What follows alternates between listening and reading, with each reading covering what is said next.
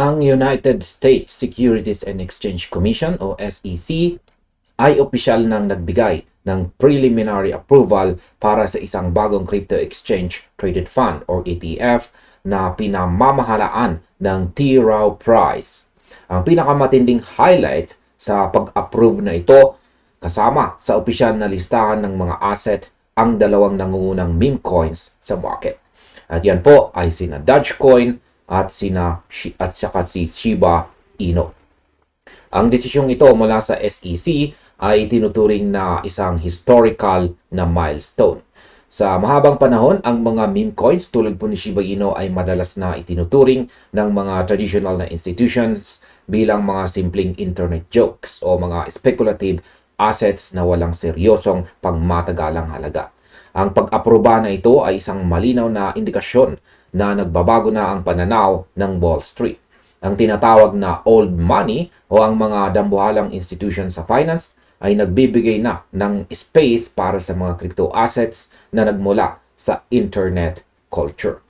Para po sa community ng Shiba Inu o ang kilala nating SHIB Army, ang balitang ito ay patunay ng tagumpay sa pagbuo ng matatag na ecosystem at pangalan ng market.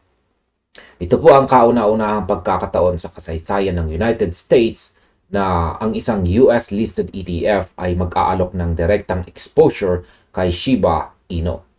Ibig sabihin, ang mga ordinaryo at institutional investors sa Amerika ay maaari nang magkaroon ng bahagi sa galaw ng presyo ni SHIB nang hindi kinakailangang bumili ng mismong token sa mga crypto exchanges.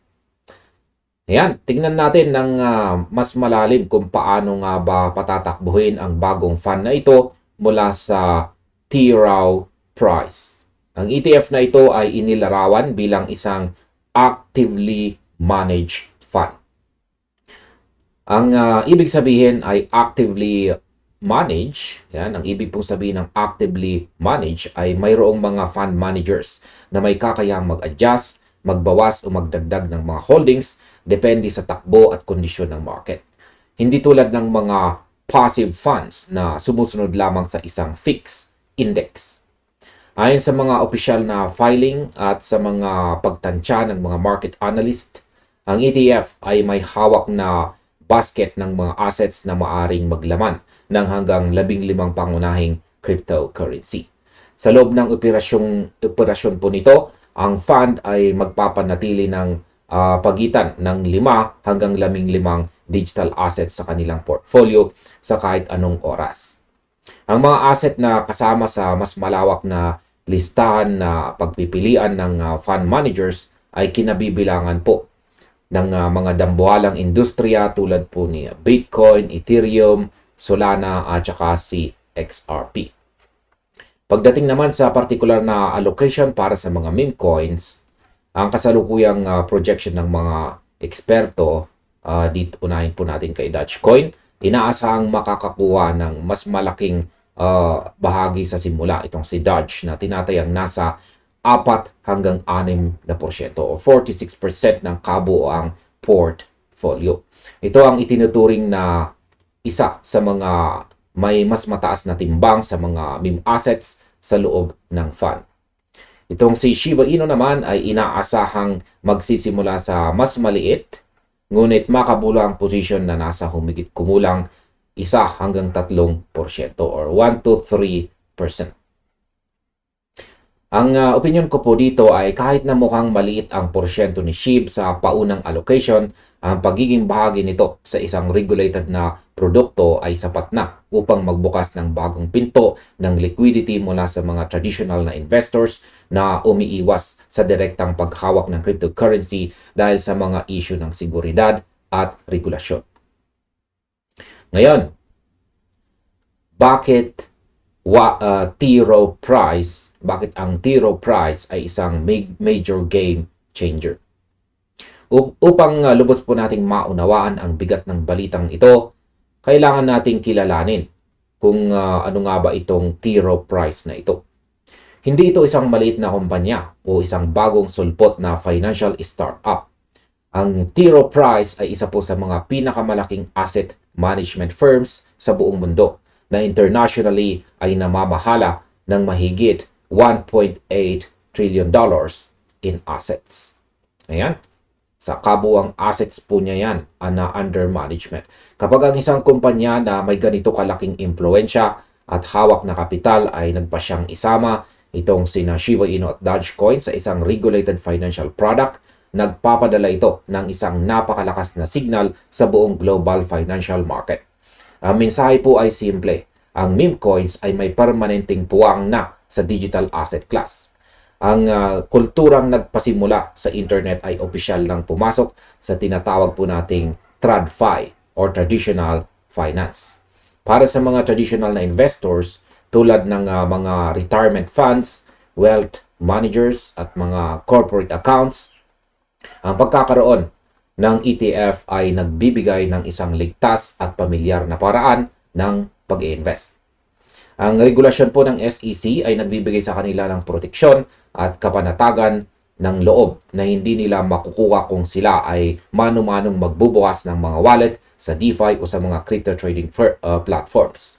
Kaya masasabi ko po dyan ay ang hakbang na ito ng T. Rowe Price ay maaaring maging mitsa para sa iba pang malalaking asset managers na sumunod din sa paglikha ng mga katulad na produkto na naglalaman ng mga community-driven na mga token tulad ni SHIB.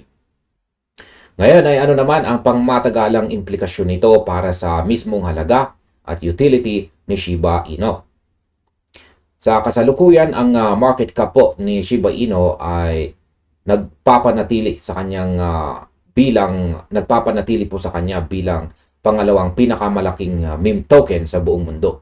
Ang pag-approve ng ETF ay nagtatanggal po ng isa sa mga pinakamalaking hadlang sa development ng asset, ang stigma ng pagiging isang simpleng hype token. Sa pamamagitan ng ETF, magkakaroon po ng patuloy at otomatikong pagbili ng SHIB tokens sa spot market upang i-back up ang mga shares na bibilhin ng mga investors sa stock market. Ang prosesong ito ay lumilikha ng isang panibagong pinagmumulan ng institutional demand na hiwalay sa retail volume na nakasanayan natin sa nakalipas na mga taon. Habang lumalaki ang interest ng mga traditional na investors sa fund, mas marami pong supply ni SHIB ang kailangang i-absorb at i-hold ng fund managers.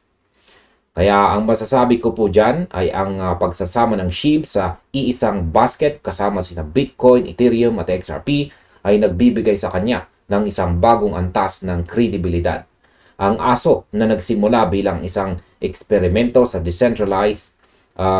desentralisadong kusang loob na pagbuo ng community ay opisyal nang nakaupo sa parehong mesa kung saan naroon ang mga pinaka-established na digital assets sa buong mundo. Ito po ay isang patunay na ang lakas ng community ay may kakayahang magbago ng direksyon ng modern finance. At sa kabuuan, ang balitang ito mula noong nakalipas na araw ay magsisilbing isang mahalagang pahina sa kasaysayan ng cryptocurrency. Ang pag-approve ng SEC sa T. Rowe Price Crypto ETF na naglalaman ng Dogecoin at Shiba Inu ay nagpapakita na ang linya sa pagitan ng meme culture at saka institutional finance ay tuluyan ng naglaho.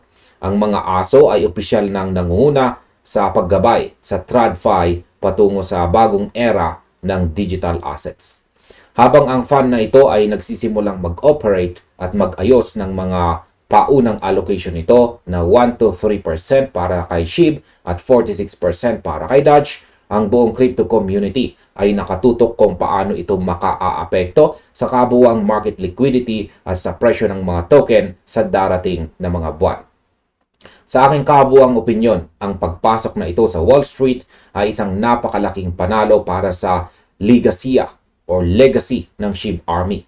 Ngunit tulad ng lahat ng aspeto sa crypto market, ang pagsusuri sa mga on-chain data at ang pagsubaybay sa mga regulasyon ay nananatiling pinakamahalagang tool para sa bawat investor. At hanggang dito na lamang po tayo sa video na ito mga ka-crypto. Maraming salamat sa inyong panunood. Maaaring panoorin na rin ninyo sunod ang recommended video natin dito.